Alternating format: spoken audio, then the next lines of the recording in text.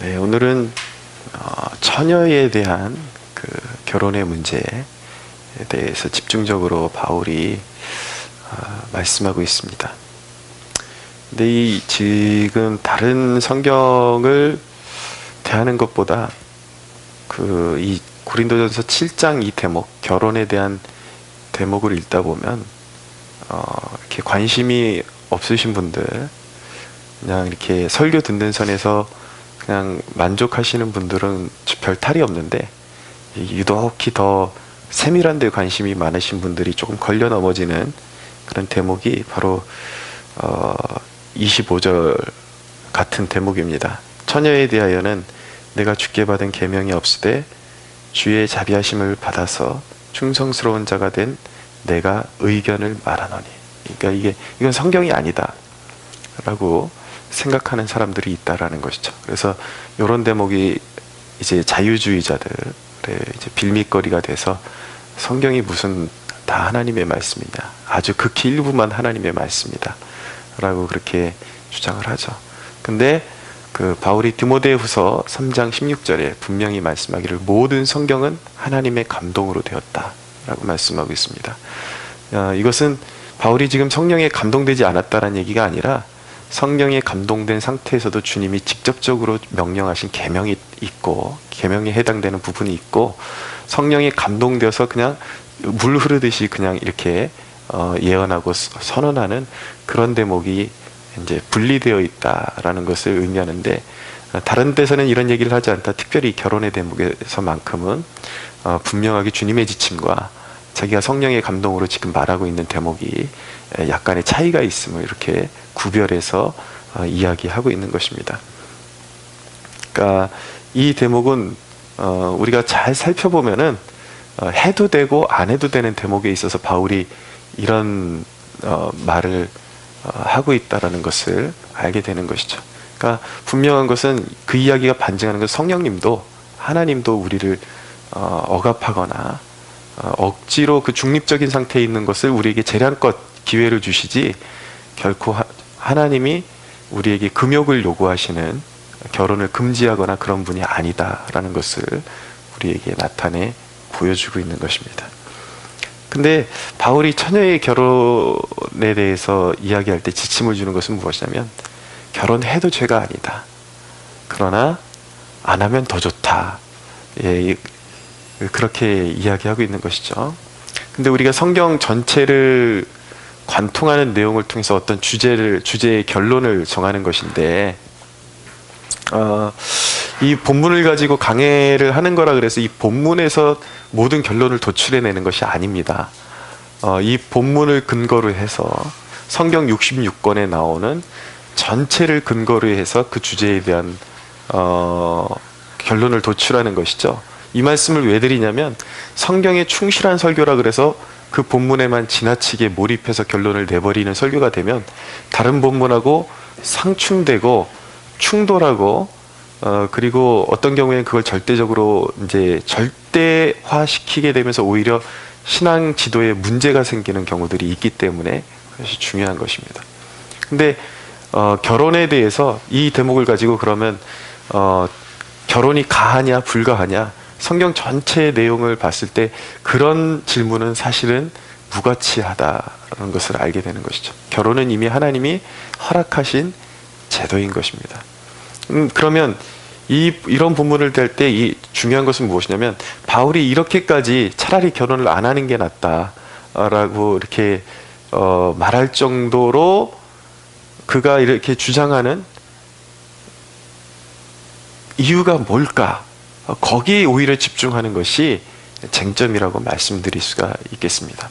바울이 왜 처녀에 대한 결혼의 지침을 주면서 왜 결혼해도 좋은 것이지만 안 하면 더 좋은 것이다, 왜 이런 식으로 이야기하고 있는지 두 가지 포인트를 찾을 수가 있어요.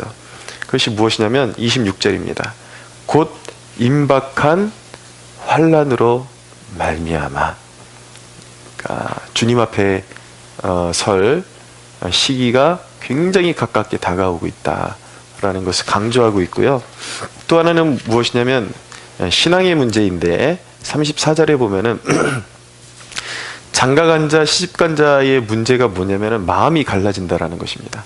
그러니까 처녀 총각 때는 하나님 앞에 온전히 거의 순전한 마음으로 헌신하고 신경 쓸 게 그거밖에 없었는데, 연애를 시작하면서 이 본문하고는 약간 조금 벗어나서, 우리 같은 연애는 아니지만 연애를 시작하고 나서 식어지는 경우가 너무 많다라는 것이죠.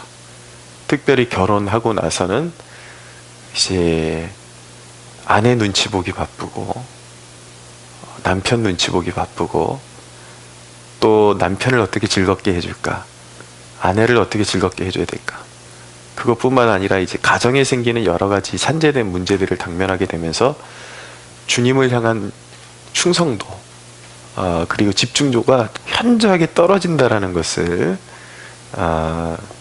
알게 되는 것입니다. 우리가 건강한 그 종말에 대한 이해를 가질 필요가 있습니다. 건강한 종말. 분명한 것은 무엇이냐면, 마지막 때가 시기적으로 굉장히 가까이 오고 있다라는 것입니다. 굉장히 가까워지고 있다. 그리고 그 종말이라는 것은요, 이게 조금 균형 잡힌 종말론이 필요한데, 기독교 이단의 거의 90%는 종말론과 연결되어 있습니다. 임박해 있다니까 시대적인 징조에 눈 떠야 되는 것은 맞지만, 그 시대적인 징조에만 너무 몰입하다 보니까 현 시대에 그 돌아가는 그런 사회적인 이슈들, 국가적인 이슈들을 보면서 이제 막 끌어당겨 오는 거예요. 이제 정말 주님 모실 때가 됐다. 그래서 거기서 어디까지 가냐면, 이제 주님이 요 시기 근간에 오실 것이다 라고 시간을 이제 계산하기 시작합니다. 그러다가 조금 더 나가면 어떤 사람은 계시를 받았다 그러면서 몇 년도, 몇 월, 며칠 주님 오신다, 이러면서 이제 이단이 확정되는 거예요. 그러니까 우리가 임박한 주님의 재림, 이것은 반드시 깨어 있어야 되고 시대적 징조도 관심을 가져야 되지만, 그러면서도 중요한 것은 무엇이냐면, 거기에만 몰입하는 신앙은 건강하지가 않습니다. 그래서 오히려 그런 종말론적인 그 연구에만 몰입해 있는 사역자들은 오히려 평상시에 이런 평소에 나누는 성경 강해만, 일상에서 이렇게 우리가 깨어 있을 수 있는, 일상에서 이렇게 적용할 수 있는 이런 본문을 나누는 목회자들을 향해서 비난을 좀 하죠. 지금 종말을 준비해야 되는데 종말은 거의 많이 이야기하지 않고 그냥 평범한 성경 이야기만 다룬다고. 근데 그게 얼마나 큰 오해인지, 여러분, 종말한다 그래서 종말을 준비하게 되는 게 아닙니다. 진정으로 종말을 준비하는 삶은 무엇인가? 성경의 전체 내용을 이해하면서 주님 오실 때까지 충성스럽게 성경을 적용하면서 살아가는 것이, 그것이 가장 확실한 종말을 준비하는 삶인 것입니다. 할렐루야. 네, 그런 부분에 대해서 우리가 건강한 신앙관, 종말관을 가지고 있어야 된다는 것이죠. 그리고 지금 당장 어디에 주님이 강림하시는 것은 아니다 할지라도 중요한 것은 무엇이냐면, 우리 개인의 종말은 언제든지 급속하게 다가오고 있다라는 것입니다. 주님께서 재림하시는 것도 우리가 종말이지만, 우리가 주님께로 가는 것도 종말입니다. 어떤 사람들은 생각보다 빨리 불의의 사고, 그리고 여러분, 정상적으로 늙어도요, 이제 80, 90 되신 분들한테 한번 물어보십시오. 여쭤보십시오. 시간이 축풍 낙엽과 같이 얼마나 빨리 떨어지고 있는지, 바로 어제가 오늘 같다 그러고 10년 전이 그냥 바로 어제 같다 그러고 너무 허무하게 인생이 지나간다 라는 이야기 쉽게 들을 것입니다. 그러니까 우리가 임박한 종말이라는 얘기를 들을 때, 이것이 임박했다, 이 단어가 결코 무리한 단어가 아니라는 것을 우리가 알게 되는 것이죠. 그런 의미에서 바울이 이제 임박한 종말이 다가오고 있는데, 결혼이 제일 문제가 되는 것은 무엇이냐면, 결혼이 가하지 않은 것이 아니라 우리의 마음을 분산시켜서 주님 앞에 정결한 신부로 세우는 데에 많은 지장을 초래한다. 여러분, 우리가 여기서 이 본문에서 우리가 관심을 기울이고 굉장히 고민해 봐야 되는 것이 무엇이냐면, 바울이 결혼이 주님의 신부로 단장하는데 심한 방해가 될 정도라고 선언할 정도면, 우리 현대인들이 당면하고 있는 일상의 삶이 얼마나 주님과 우리로 하여금 멀어지게 하고 안일하게 하고 그런 상태로 가두어 두는지 우리가 알 수 있어야 된다는 것이죠. 심각하게 고민해야 된다는 것이죠. 그러니까 은혜를 우리가 은혜답게 누릴 수가 있어야 되는데, 은혜라는 그 말 한마디로 우리의 영적 안일함을 다 몰아넣어 버리려는, 은혜라는 그 핑계로 영적 안일함이라는 바스켓에 모든 핑계 다 몰아넣어가지고 나는 안전하다, 나는 구원받았다, 이렇게 사는 것이 얼마나 위험한 생각인지 우리가 깊이 고민하고 살 필요가 있다라는 것입니다.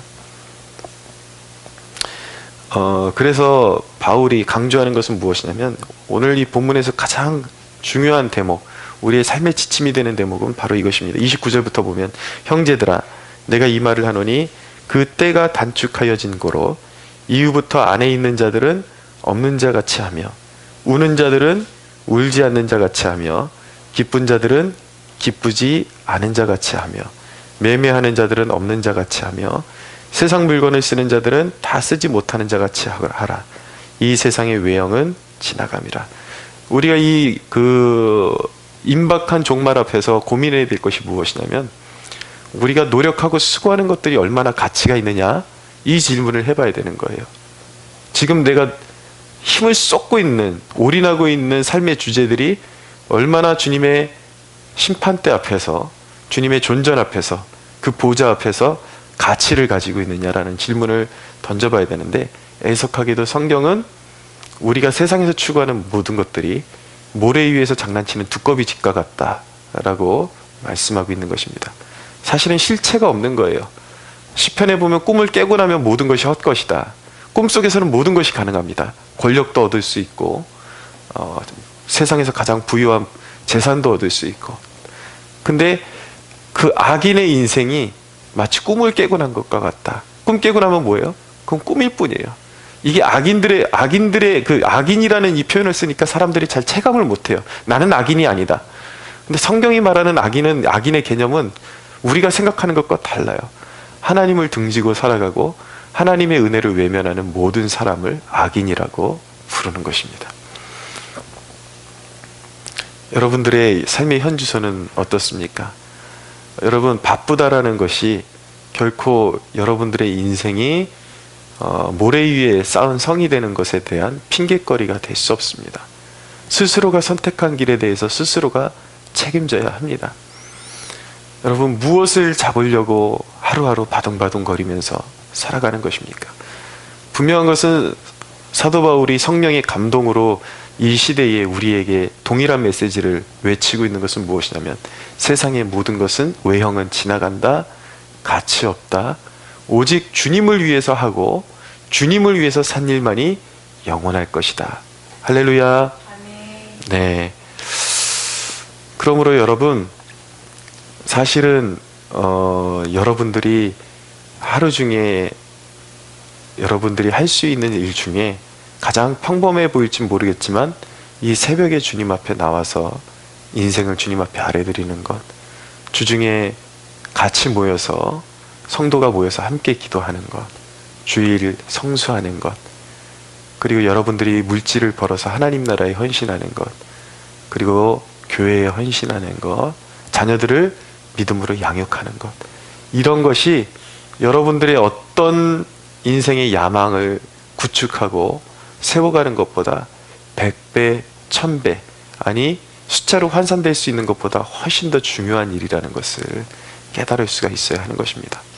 그러니까 제가 이야기하는 것은 현대 교회의 또 문제가 무엇이냐면, 양적인 문제 때문에 양적으로만 교회에서 막 헌신하게 되다 보니까 사람들이 많이 탈진해가지고 나가 떨어지고, 그러면서 부작용이 무엇이냐면 새벽 기도 자체도 부인해 버리려고 그러고, 주중 기도회 자체도 부인해 버리려고 그러고, 그것이 지나치니까 주일 성수까지 절대적이지 않다. 이미 현대인들은, 우리 시대의 사람들은 교회 생활에 너무 지쳤다 라고 말하는 단계까지 갔는데 사실은 그 문제 왜 그 지경까지 갔는지 그 중심의 본질적인 문제를 간파를 해야지 그것을 다 부정하면 어떻게 되는 것입니까? 그럼 불신자가 되는 거예요. 그러니까 제가 새벽기도, 수요기도에 뭐 여러분들의 뭐 다른 어떤 소속된 교회에서 추구하는 기도회들, 봉사활동들 이런 것들이 그 양적으로 채우는 것들만이 능사가 아니라 그런 것들을 강조하는 목사의 그 중심이 뭐냐를 파악하셔야 된다는 것이죠. 그냥 양적으로 나와서 그냥 계속 그 어떤 자리만 채우고 의무사항만 채우는 그런 것을 하라고 지금 말씀드리고 있는 것이 아니라 그 모든 하나님 앞에 나올 수 있는 그 기회를 최대한 활용을 해서 진짜 하나님과 성령님과의 이 커넥션이 이루어지는 하나님의 임재를 맛보고 간절하게 그분의 얼굴을 찾고 그분의 마음이 부어지는 것을 경험하라는 것입니다. 그것이 가장 중요하다. 자, 말씀을 정리하면서 오늘 처녀에 대한 그 지침이기 때문에 처녀에 대한 결혼을 앞둔 처녀들에 대한 메시지가 여기서 완전히 빠져버리면 좀 김이 새겠죠. 혹시라도 듣게 될 처녀들에 대한 메시지 한 가지만 전하고 마치겠습니다. 우리 처녀들이 그 자매들이 결혼 안 한 자매들이 결혼에 대해서 헛된 이상을 꿈꾸는 경우가 참 많습니다. 결혼을 자기 인생의 무거운 짐을 벗는 그러한 관문으로 좋은 신랑감을 만난다라는 것이 거의 100% 상상하는 것이 무엇이냐면 경제적인 안정입니다. 나도 애초부터 집이 갖춰지고 차 있는 남자 만나서 될 수 있으면 손에 물 안 묻히고 행복하게 살아보겠다. 시대를 막론하고 그 처녀들의 헛된 망상이 깨지지 않고 있는 그런 분야라고 말씀드릴 수 있겠는데 결혼은 그런 것이 아닙니다. 결혼은 사명의 장이고 물질이 채워져 있으면 모든 것이 행복하겠지라고 그렇게 착각하지만 그 외에도 하나님이 정신 차리지 못하는 자매들을 위해서 준비하신 옵션은 너무나도 많습니다.